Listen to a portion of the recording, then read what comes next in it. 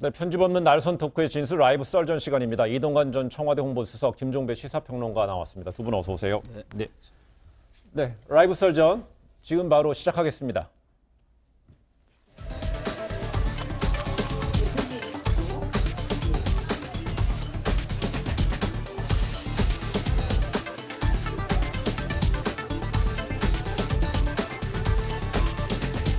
범죄자 조국은 사법농단을 서슴지 않았습니다. 조국에게 마지막 공첩을 보냅니다. 스스로 그 자리에서 내려와라.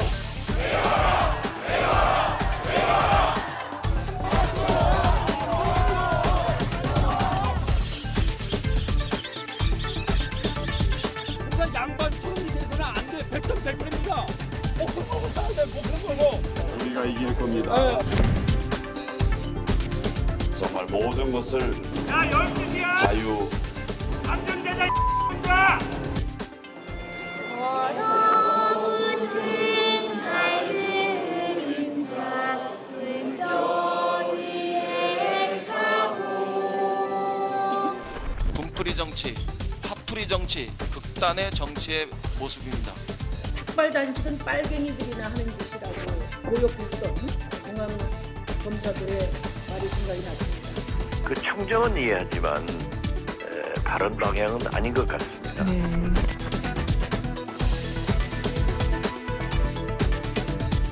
글쎄 삭발로 리더십이 회복된다면 좀 안타깝습니다.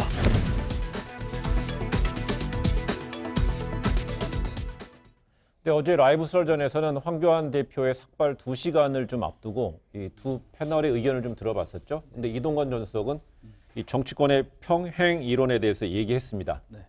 막상 황 대표 삭발 보고 나서는 또 그게 좀 바뀌었나요? 아니요, 그 2004년 이 당시 박근혜 그 야당 대표의 네. 그 강력한 그 장애투쟁을 이제 제가 예로 들면서 네. 상황은 조금 다르긴 하지만은 결국 그것이 그 박근혜 리더십을 확립한 계기가 됐었다라고 제가 얘기를 했었죠. 네. 근데 네. 사실 삭발이라는 의미는 본인도 얘기했죠. 모든 걸 다 버린다는 얘기잖아요. 전통적으로 신체 발부는 수지 부모니 함부로 훼손하면 안 되죠. 근데 그런 의미에서 보면 저는 해석은 제각각일 수 있으나 이제 제대로 그 정치인의 길로 들어섰다. 정치적 근육이 이제 제대로 생기기 시작했다.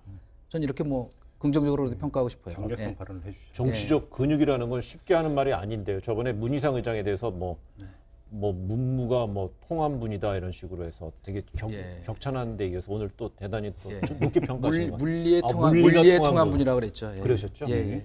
근데 어제 김평론가는 이 삭발이 산발이다 이렇게 얘기했습니다. 결국 근데 오늘 김문수 전 경기지사 또 삭발을 했고요. 또 뭐 삭발을 예고한 의원 네, 연발이긴 또 한데 있습니다. 그래도 산발은 맞아요. 예. 여기서 산발이라고 하는 얘기는 뭐냐면 응집이 안 된다는 거예요. 그러니까 이런 행위 하나하나가 뭐 하나로 어떤 게 모여들면서 다시 폭발을 일으키는 이런 계기가 되는데 그게 응집이 안 된다고 하냐면 산발인데 네. 뭐 자세히 그러니까 이야기는 좀 이따 하겠습니다. 짧게만 말씀을 드리면 평이라는 게 비장함은 없고 미장원 분위기밖에 없다. 바리깡 돌아가는 소리밖에 없다. 아, 예. 그러니까 지금 그러니까 여기서 뭐냐면 이 효과를 제대로 보고 있는 거냐? 저는 제대로 못 보고 있다. 그러니까 조금 전에 다른 당의 논평도 나왔지만 여기서 뭐 정의당의 부대변인은 머털도사 얘기까지 나온 거 네. 아시죠? 그러면서 그러니까 약간 뭐랄까 비아냥된다, 조롱되는 어떤 논평까지 나온 이러면서 오히려 이것이 희화화되고 있는 것이 오늘의 정치 현실이라고 본다면 그런 거 효과를 못 보고 있다고 봐야 좀 돼요. 전에 말한 게 머리 짧게 자른 기계를 바리깡이라고 표현해요. 네, 그건 일본어 아닙니다. 그건 아니고요? 일본어가 아니라 프랑스어 상표름이기 때문에 오해들을 많이 하시는데 그럼 제가 분명히 말씀드렸습니다. 일본어 아니기 때문에 저도 여기서 자신 있게 썼습니다. 프랑스의 상표명이에요? 그렇습니다. 저 처음 알았습니다. 네. 예. 네, 사상 첫 제1야당 대표의 이 삭발, 단기적으로는 관심을 좀 끌 수도 있을 것 같은데요. 그럼 중장기적으로 좀 장기적으로 힘을 계속 이어갈 수 있을지에 대해서 한번 좀 볼까요? 네, 그걸 좀 제가 먼저 말씀을 드리면 비유적으로 이런 게 있어요. 자, 걸그룹이 있고 보이그룹이 있습니다. 예. 뭐 멤버가 6명인 경우도 9명이 있는 경우. 여기서 보면 자, 여기는 어떤 게냐면 멤버 한 명 한 명의 독창이 있고 전체 멤버들의 합창이 있어요. 네. 그다음에 멤버 한 명 한 명의 어떤 자기 파트에서의 동무가 있고 군무가 있습니다. 네. 그러니까 뭐냐면 이게 어우러지면서 하나의 어떤 그 대중문화적인 퍼포먼스를 연출을 하는 거 아니겠습니까? 네. 근데 지금 비유하자면 자유한국당의 행보는 합창과 군무는 없어요. 합창과 군무는 없이 그냥 그 개별 멤버들이 독창과 동무만 하는 네. 이렇게 되면서 모이지를 못한다는 것이죠. 저는 그런 점에서 삭발은 하는데 그게 산발이라고 하는 이야기가 이렇게 되면 이거는 뭐냐면 한 팀이 아닌 것이 되어버리는 거죠. 저는 그런 점에서 이게 어떤 그 조금 이동관 전 수석이 말씀하신 대로 머리를 민다라고 하는 것은 신체 발부는 정말로 부모님들도 물려받은 거기 때문에 훼손하지 않는 게 효도다. 이런 전통적인 사고를 가지고 있기 때문에 이건 마지막으로 내 목숨을 걸고 한다라고 하는 간접적 의사표시인데 이것과 그 다음, 그러니까 삭발 이후에 그 나타나고 있는 모습이 매치가 안 된다고 일상으로 다시 돌아가 버리잖아요.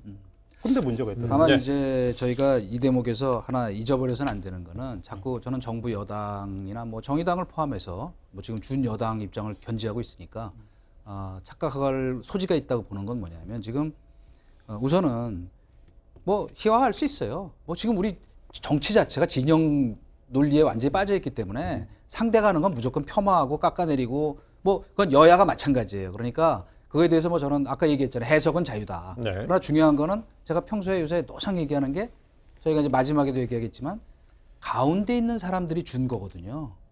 이를테면 적대 진영에 있는 네. 사람들이 그 사람 잘했다 그러면 그 사람 이상한 사람이죠. 그죠?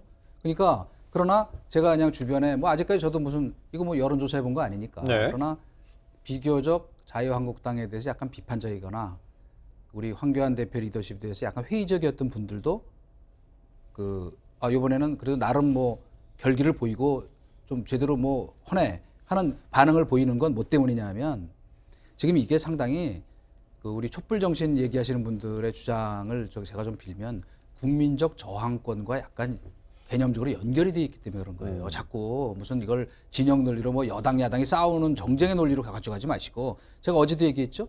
지금 1,500명으로 늘었던데 그 지식인들 시국선언. 네. 근데 이것도 뭐 또 보니까 비판하면서 뭘 보수 쪽 사람들이 뭐 모였니 뉴라이트가 어쩌냐는데 저도 그 커뮤니티 분들이 서너 군데 한 100명씩 모여 있는 곳에 카톡방에 들어가 있는데 그 과정을 제가 쭉 봤어요. 네. 진짜 나름대로 자기네들은 어떤 정의의 의분심으로 나도 했습니다 하는 것들을 제가 지켜봤기 때문에 네. 그거는 정말 그야말로 진영 논리에 입각한 폄하고 왜 국민적 저항권이라고 얘기했냐면 이게 처음부터 저희가 얘기했잖아요. 이건 지금 민심의 영린을 건드렸다는 건 왜 입만 열면 공정과 정의를 얘기하는 정권에 그것도 그 공정과 정의에 마치 무슨 아이콘처럼 돼 있는 사람이 이 보통 사람은 하기도 어려운 반칙과 특권을 저지르냐 하는 거에 직결돼 있기 때문에 다시 한번 제가 네. 상기시키는 겁니다. 그래서 근데 문제는 뭐냐? 대통령 고유의 인사권을 자꾸 얘기하는데 저희가 이것만 얘기할게요. 제가 이 미국 대통령제 우리 미국식 대통령제도를 지금 저희가 이제 그래도 많이 반영하고 있는 거죠, 실제로. 네. 그때 건국의 아버지들이 가장 우려했던 게 뭐냐면 두 가지예요. 하나는 선출된 독재자, 둘째는 바로 다수의 폭정이에요. 그걸 막기 위해서 법치, 삼권 분립, 언론, 야당, 국회 이걸 만들어 놓은 거란 말이에요. 그 제도를 다 무시하고 법에 자기의 인사권이 있다 그래서 함부로 그거를 휘둘르고 행사하면 그게 뭐냐면 그게 폭정인 거예요. 근데 폭주. 대통령 이번에 예. 그 국무장 그 그거를 지적하는 장관의 겁니다. 임명 과정에서는 법치적으로 프로세스상에서 문제된 건 결과론적으로는 없었어요. 그러나 그래서 여론을 상권- 거슬러서 말하자면 22명이나 전례 없이 지금 청문회 네, 없이 하고 알겠습니다. 그 과정에 있어서는요. 그 나머지는 얘기 안 하겠어요. 링에서 왜냐하면- 싸운 사람들은요. 예. 서로 간에 이제 자기의 정당성을 저는 주장하고 그러니까 있습니다. 조금 전에 이제 예. 자유한국당의 투쟁에 대해서만 그러니까 좁혀서 이야기를 했기 때문에 한 마디만 더 첨언을 하면 아까 이제 그 영상에 황교안 대표의 이런 단어가 귀에서 딱 꽂혔어요. 뭐냐면 마지막 통첩이다. 조국은 사퇴하라 이랬어요. 네. 이 마지막 통첩이라고 하는 단어가 지금 몇 번째 등장한 건지 제가 세보지는 않았지만 마지막 통첩 내지 최후 통첩이 이번에 처음 나온 얘기가 아니에요. 그러니까 예를 들어서 추석 연휴 전에 광화문에서 집회할 때도 최후 통첩 이야기 나오고 계속 그랬거든요. 중대 결심 어떻게 매일마다 최후 통첩이요 도대체가. 그러면서 문제는 뭐냐면 그러면 최후 통첩을 했는데 안 받아들였어요. 안 받아들이면 뭔가 비상한 어떤 뭐가 나와야 되는데 다시 돌아가요. 네. 그래서 저는 이 점을 지적을 합니다. 근데 조금 전에 두 분 말씀 들어보면은 그 황교안 제1야당 대표의 그 초유의 삭발에 대해서는 그 단기적으로도 효과가 좀 미미할 것이라는 게 김평론가의 진단이었고 네. 또 이전 수석은 비판적 지지층에 좀 많은 수가 늘어날 것이다. 그런 게 좀 그런 기미가 보인다고 분석을 하셨는데 그렇다면 이 정치권의 삭발의 역사는 사실상 1987년으로 거슬러 올라가죠. 박찬종 전 의원을 시작으로 사실상 결기를 드러낸다 이런 식으로 수단으로 사용됐는데 이 정치권 인사들의 삭발의 효과는 유무가 있었을 것 같아요.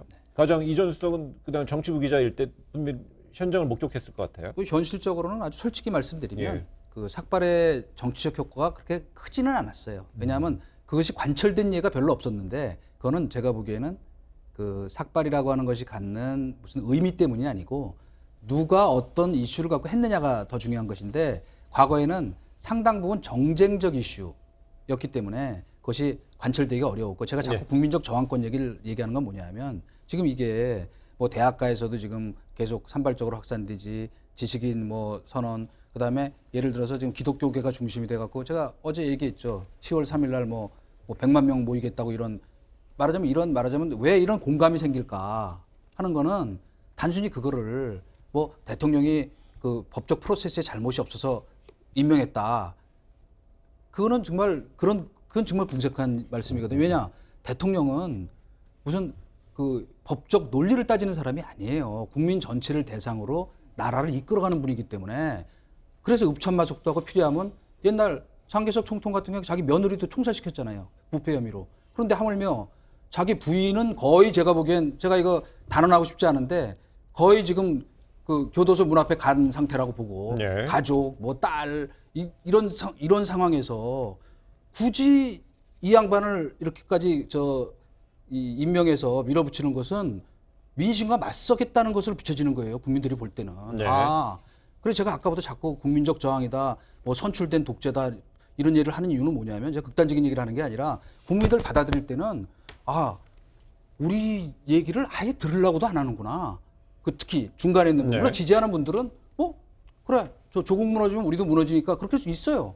근데 그거는 제가 보기엔 30% 넘기 어렵다고요. 그러니까 이제 말하자면 큰 국민 다수의 뜻을 보고 저는 근데 저 결론부터 좀 말씀드리면 다음 주 안에 무슨 중요한 그 결말이 지어질 거라고 생각하기 때문에 걱정은 안 합니다. 그러나 네. 내상이 깊어질까 봐 그러는 겁니다. 지금 예. 이제 국민적 저항이라고 하는 그 단어에는 어떤 그 적극적으로 국민들이 의사를 표출을 한다라고 하는 행위 개념이 여기에 이제 포함이 되어 있는 그렇죠. 거죠. 네. 근데 예를 들어서 여론조사상으로 조국 법무장관 임명에 대해서 부정적 여론이 더 높다라고 하면서 하나의 의견. 네. 그러니까 어떤 의견과 태도에 어떤 국한되어 있는 부분이고 네네. 저항이라고 하는 개념에는 자신의 의견과 태도를 표출하고 내지 나아가서 자신의 입장을 관철하기 위한 행위라고 하는 행동까지 이어지는 이 부분까지가 연장이 되는 부분인데 엄밀하게 그러니까 정리해서 이야기를 하면 지금 국민적 저항은 나타나지 않고 있어요. 무슨 이야기냐면 여론지표상으로 어떤 부정적인 여론이 상대적으로 높다. 이거는 객관적인 사실이니까 부인할 수 없어요. 네. 근데 문제는 그러면 이것이 예를 들어서 그러니까 자유한국당의 장애 집회가 이제 몇 번 있었지만은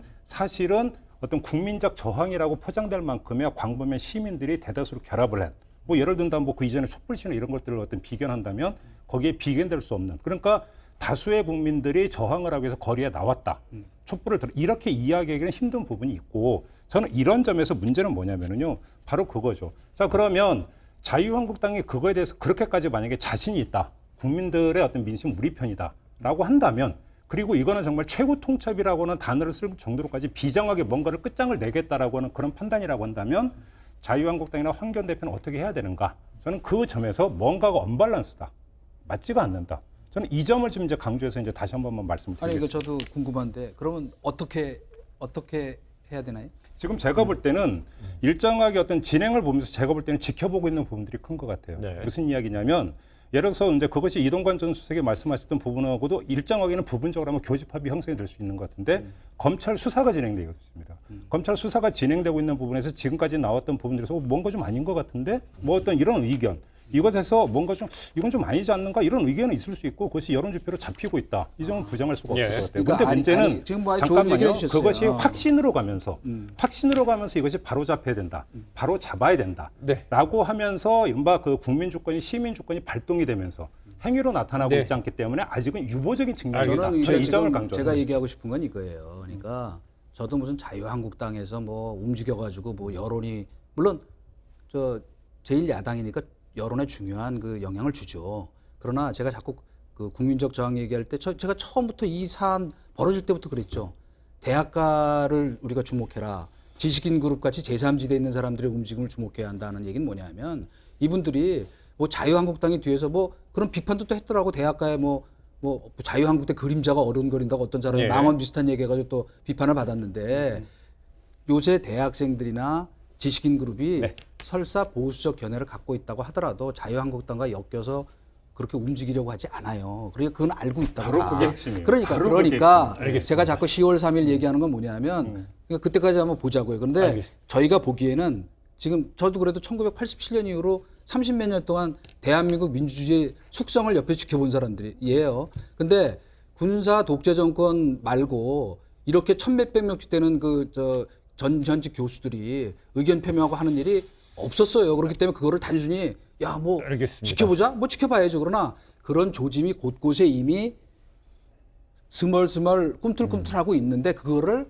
청와대만 잘 모르는 것 같다. 그래서 저는 좀 이따 얘기하겠지만 뭔가 문재인 대통령이 큰 착각을 하고 있거나 속고 있다고 생각합니다. 예, 그건 좀 알겠습니다. 이따 그 얘기할게요. 조금 전에 두 분이 말씀하시는 것이 이제 저항권을 가지고 얘기가 됐는데 그 김종배 평론가는 그 우리 이제 개인의 사인으로서 자신의 의견, 의사 또 태도를 갖는데 거기서 한 단계 더 나가서 의견을 내기 위해서 광장으로 바깥으로 나가서 직접 행위에 가담하고 한 목소리를 낼 때가 국민의 저항권이 완성이 된다는 의견을 주셨고 지금 이동관 평론가, 이동관 전 수석은 그 뭐 저도 조금 전에 이제 평론가죠. 그렇습니다. 예.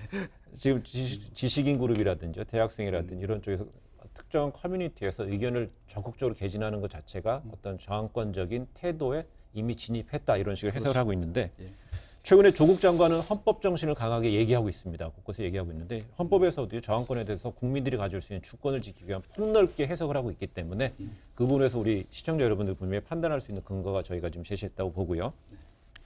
이런 가운데 이 야당이든 여당이든 결국은 지금 최근에 내가 지지하는 정당이 없다는 소위 이제 무당층 어저께 이준석이 38.5%라는 구체적인 수치를 제시했었어요. 그렇죠. 예. 거기에 대해서 결국은 그 제1야당 대표의 삭발은 안정적인 소위 집도기 콘크리트 지지층이라는 그 지지층 이외에 이런 무당층에 대한 본격적인 어떤 구애냐 어떤 호소냐 이런 식으로 해서 좀 더 나간다면 그 최후의 통첩이라는 게 혹시나 당면까지도 부수고 나가는 단계까지 갈 수 있느냐 이런 쪽으로까지도 좀 정치권에서는 얘기를 하고 있어요. 먼저 말씀드린 자유한국당 입장에서는 구애이고 호소인 게 맞죠. 예. 그러니까 무당파를 향한 그러니까 구애이고 호소인 거 맞아요. 근데 중요한 것은 자유한국당이 그렇게 구애하고 호소를 한다고 해서 무당파가 바로 움직이느냐는 또 전혀 별개의 문제인 것이죠.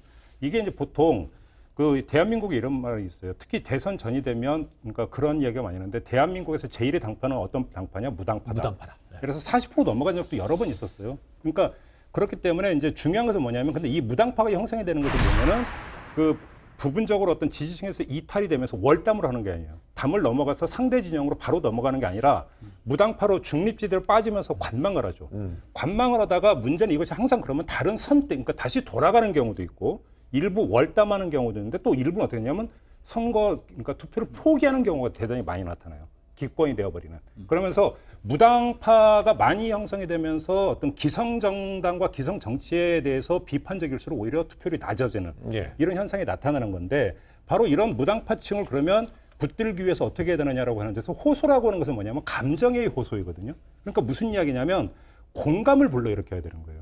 공감을 불러일으켜야 되는데 여기에는 지금 자유한국당이 갖고 있는 문제가 두 가지가 있어요. 첫째는 아까 제가 말씀을 드리면서 이 삭발이라고 하는 게 뭔가 비장함이라고 하는 어떤 자기들의 비장함이 이게 전달이 돼야 되는 건데 전달이 안 되고 있다라고 전달이 잘 되던데요. 왜 제가 볼 안 때는 된다는 전달이 잘 안 되면서 뭐냐면 상대의 감정을 불러일으키지 못하는 부분이 있고 또 한 가지는 이건 우리가 이 자리에서도 그런 얘기를 했죠. 자유한국당에 대한 비호감도가 65%가 넘어간 적이 있었어요. 이제 그게 나중에 어떻게 바뀌었는지를 봐야 되는데 문제는 뭐냐면 감정을 열기 위해서는 상대에 대한 호감이 바탕이 되면서 깔려 있어야 되는 건데 이것이 안 돼버리면 감정의 울림이라고 해서는 제한될 수밖에 없는 거예요. 이렇기 때문에 이 형성되고 있는 무당파층이 바로 자유한국당으로 간다? 그건 자유한국당의 일방적인 착각일 수도 있다.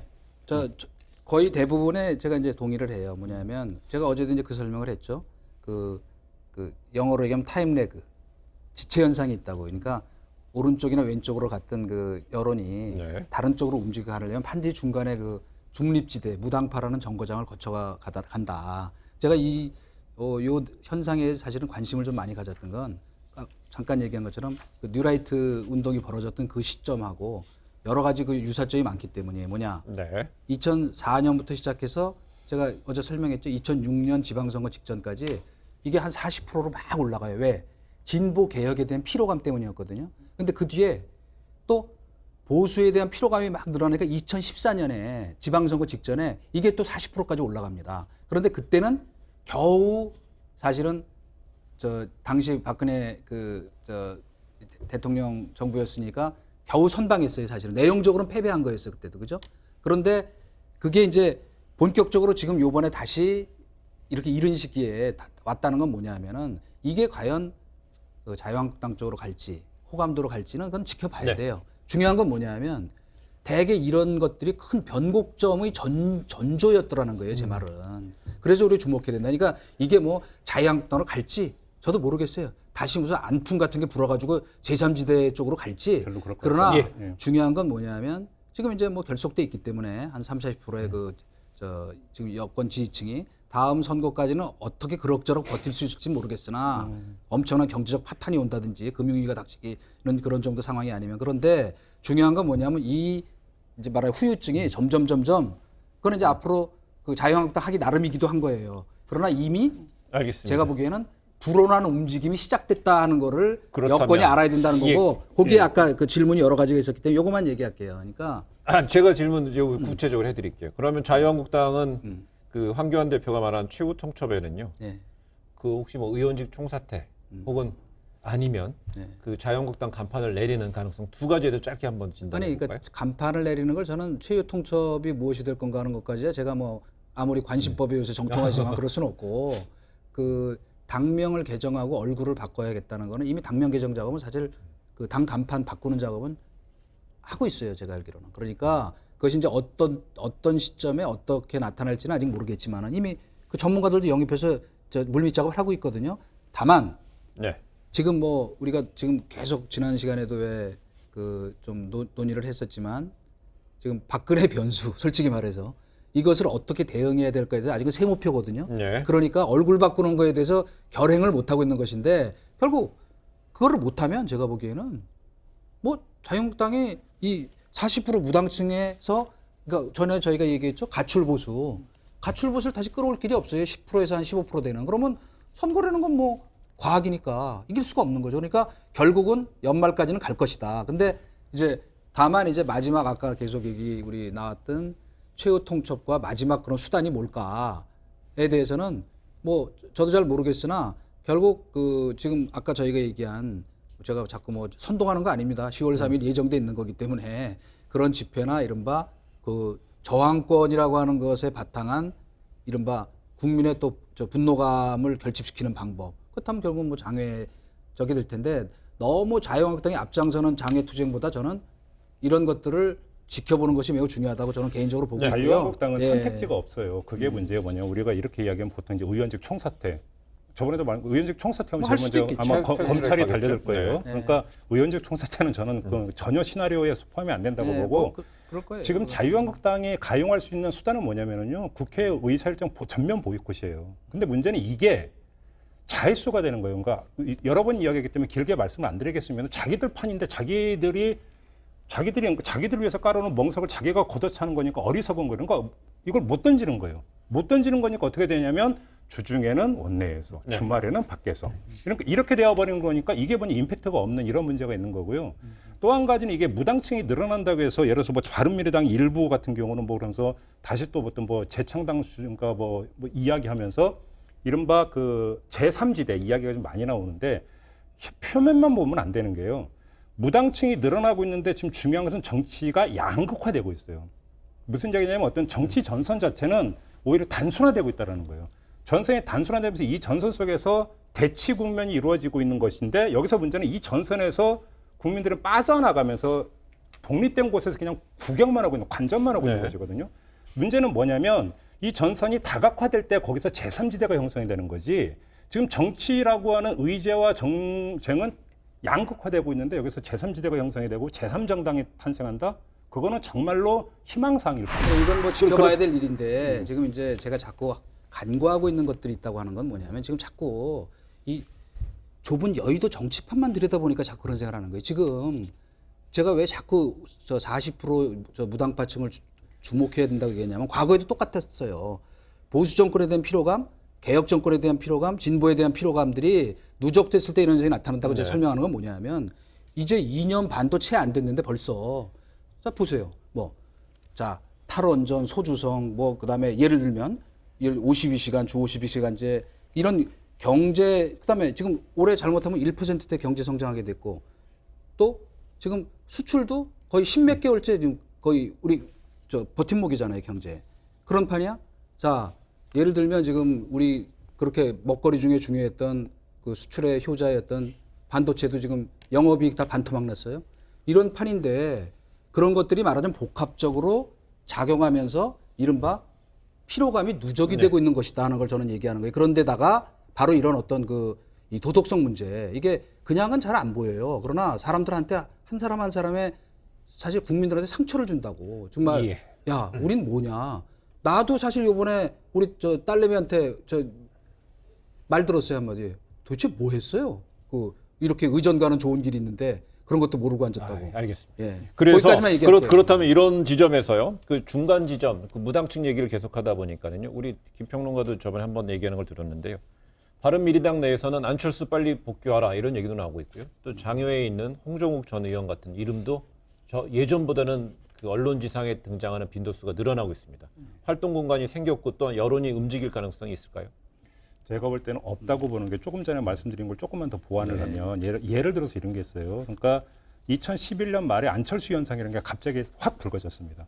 그때 무당층이 장난 아니게 많았어요. 그러면서 바로 이 무당층을 흡수를 했어요. 안철수 현상이 되면서 1년을 못 갔어요. 그다음에 또 하나 현상이 2016년 총선 때 국민의당이 바람을 일으킵니다. 그러면서 제3정당이 약진을 하는. 그러니까 거대 양당 체제가 균열이 되면서 제3정당인 국민의당이 약진을 하는 이런 양상을 보이는데 몇 달 못 갔어요. 네. 무슨 이야기냐면 여기서 나타나는 특성이 뭐냐면 무당층이라고 하는 것은 정체성이 뚜렷한 하나의 지지층이 아니라는 거예요. 무당층은 어찌 본다면 이전에 어떤 지지했던 어떤 정당이나 이들에 대해서 실망을 하거나 불만이 있어서 일단 이탈한 그러면서 다양한 층이 결합이 되어 있는 정체성이 모호한 집단이기 때문에 이들은 필연적으로 해체의 수순을 받는다. 다만 그것이 속도만 어떤 다를 뿐이다라고 하는 점이거든요. 그래서 이 무당층이 있으니까 이 무당층을 기반으로 한 제3정당이 만들어진다. 이들을 기반으로 하면 뭔가가 이루어질 거라고 하는 게 제가 볼 때는 정치적인 착각이라는 겁니다. 네. 아니, 그러니까 제가 자꾸 2004년, 2014년 그 예를 드는 것도 마찬가지인데 사실은 이게 저 냉정히 우리가 보면은 그 미국적 개념으로 스윙 보터예요. 뭐 간단히 말해서 비판적인 지지도 하다가 또 저쪽에 보면 오른쪽으로도 갔다 왼쪽으로도 갔다 가는 그 층이기 때문에 결국은 우리 한국 정치 지형에서는 결국은 또 찢어지게 돼 있다. 그래서 제가 노상 그 말을 예를 든 것 중에 길 한가운데 있으면 치여 죽는다는 얘기 많이 하잖아요. 그러니까 정치판에서는 한쪽에서 다른 쪽을 끌어들이는 게 맞는데 말하자면 지금 벌어지고 있는 현상은 이게 과연 지금까지는 이제 지지층을 결집해서 갖고 있는 우리 여당이 굉장히 뭐 다음 선거까지도 어느 정도 안착하지 않을까 하는 생각을 갖는 건 객관적인데 중요한 거는 과거의 무당층이 이렇게 높아졌을 때 있잖아요. 그때 그 당시 이 민주당의 전신이었던 새천년 민주당이니 뭐 하는 이 곳들의 지지율이 얼마 정도인지 아세요? 한 20% 정도밖에 안 됐어요. 22%. 지금 자유한국당보다 낮았다고. 그러니까 지금 좀 경각심을 가지라는 얘기예요. 제 얘기는 뭐냐면 지지층만 20%대 아니에요 지금? 아니 30, 뭐 30% 40은 아닌 것 같은데요. 그래서 지금 조금 전에 이야기한 대로 길 가운데 있으면 치명상이 입는다는 것은요. 그 정치인들이죠. 국민들은 중간에 있어도 상관없잖아요. 많이 있어도 상관없고요. 국민은 중간에 있어요. 사실 거의 대다수가. 정치인들 길 한 군데 있으면 뭐 취업 뭐 한다는 거는 정치적인 어떤 구도인데 이렇게 장애투쟁 이야기를 좀 해봤는데 오늘 국회 내에서는 그 조국 장관이 그 국회를 찾아서 더불어민주당 이해찬 대표도 만나고 이인영 원내대표도 만났고요. 그러면서 이제 검찰 법무 개혁에 대한 이야기도 했는데 결국 이제 청와대에서는요 조 장관 임명이 된 일주일이 지나면서 저희가 추석 전에도 이미 여러 번 진단했습니다만 국민 여론을 주목할 수밖에 없을 것 같습니다. 그런데 추석이 지나면서 일부 조사에서는 지표상으로 분명히 변화도 감지되고 있습니다. 주시하고 있겠죠. 그 사실은 저도 개인적으로는 추석 지나면은 뭐 좀 가라앉겠지 이렇게 생각했는데 지금 새로운 사실이 계속 더 나오고 있잖아요. 그죠? 뭐 이를테면 실제로 뭐 그 사모펀드의 실제 소유주가 뭐 그 조국 그 장관 부인일 개연성이 매우 높은 거죠. 현재로 보면 네. 돈을 대줬으니까. 그리고 그것이 실제로 단순히 뭐 저 투자를 한 것이 아니고 운영에 관여하고 그다음에 뭐 그 앞에도 뭐 다 저 지적했지만은 그 디스크 빼내 가지고 증거인멸하는 거 그거 중범죄예요. 그 수사 받아본 사람은 금방 알아요. 그리고 그런 데까지 관여하고 심지어 오늘 보니까 뭐 아예 그냥 공소장 보니까 사무소 위조로 아예 기소를 했다는 건 무슨 말이냐면 저도 그건 좀 이상하더라고. 왜냐? 저도 그 저 작은 학교에 있을 때 보면 총장직이 그렇게 함부로 못 찍게 돼 있다 그랬죠. 그런데 아주 급한 경우를 대비해서 어떻게 하냐면 컴퓨터에다가 총장 직인을 하나 이렇게 저걸 해놓습니다. 네. 그래서 원본을 못 내놓는다는 얘기를 듣고 내가 이거 혹시 직인을 찍은 게 아니고 인주 그러면 딱 나오잖아요. 거기서 그냥 출력해서 한 게 아닐까 했는데 어쨌든 이건 합리적 추론이지만 그 컴퓨터 안에서 총장 직인이 있었어요. 그죠? 그 저 우리 저 정경심 네. 교수. 그래서 어쨌건 이런 것들 때문에 이렇게까지 그 검찰이 아주 순서 있게 아주 속도 빠르게 지금 수사를 하고 있으니까 저는 이제 금방 뭐 그 빠른 시간 내에 또 결론을 낼 거로 보는데 제가 아까도 뭔가 그 이 문재인 대통령이 뭘 착각하고 있는 것 네. 같다, 속고 있는 것 같다 얘기한 이유는 뭐냐면 저는 요것 때문에 그랬어요. 요것만 말씀드릴게요. 그 전날 들어가서 청와대 가서 대통령을 만났다 그랬죠. 조국 수석이. 그죠? 확인 안 된 얘기고. 아니 확인된 거예요. 뭐 안 아무튼, 되긴 뭐. 예. 근데 됐다 안 됐다 하겠습니다. 예. 저도 과거에 그 청와대 일할 때 인사를 앞두고 대통령을 만나서 그걸 인사를 관철시킨 사람들 예를 제가 기억하고 있어요. 이름만 대면 알만한 다 당연한 분들이죠. 네. 근데 한 절반 정도는 그중에 낙마했어요. 왜? 앞에 와서 읍소를 하면 제가 자신 있습니다. 돌파할 수 있습니다. 그러면 약해진다고 사람이. 그렇기 때문에 그거를 과신하면 안 돼. 항상 그래서 원래 그럴 때는 만나면 안 돼. 그래서 저는 만난 게 독약이었다. 알겠습니다. 여론조사 추이를 말씀하셨으니까 저 짧게만 좀 보태면 사실은 추이라고 하는 것은 이전과 어떻게 달라졌는가의 움직임을 보는 건데 지금 이제 우리가 이제 이야기하는 것은 코리아 리서치 조사고 의뢰기관은 이제 MBC고. 네. 근데 사실 이제 저희가 이 자리에서 이제 여론조사 결과를 몇 번 이야기했는데 보통 여론조사 경우는 리얼미터나 한국 리서치의 경우를 네. 갖고 이야기를 했단 말이에요.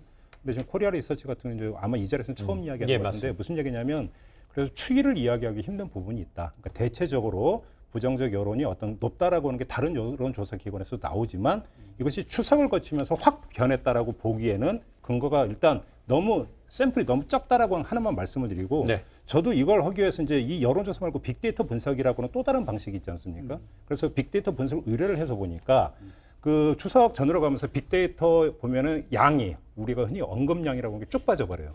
조국이라고는 키워드를 해야 되는 어떤 언급량이 쭉 빠져버리는 어떤 이런 추세를 보이고 있기 때문에 요 여론조사 하나만 가지고 이야기는 좀 뭔가 섣부른 부분이 있으니까 다른 거고 나중에 한번 알겠습니다. 종합해서 얘기를 했으면 좋겠다. 네, 이게 첫 번째 말씀. 주제 여기서 좀 마무리하고요. 아쉽더라도 마무리하고요.